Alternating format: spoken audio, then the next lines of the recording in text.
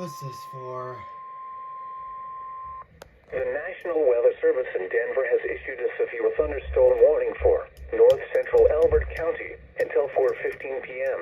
Nice. At 3:42 p.m. Mountain Daylight Time, a severe thunderstorm was located 8 miles northeast of Kiowa, or 36 miles west of Lemon, moving southeast at 15 miles an hour.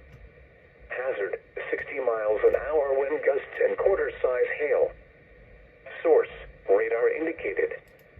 Impact, hail damage to vehicles is expected. Expect wind damage to roofs, siding, and trees. Locations impacted include mainly rural areas of north central Elbert County. Seek shelter inside a well-built structure and stay away from windows. The storm is capable of producing damaging winds and large hail. Tornadoes can develop quickly from severe thunderstorms.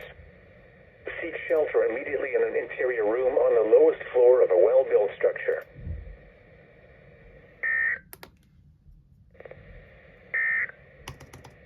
The National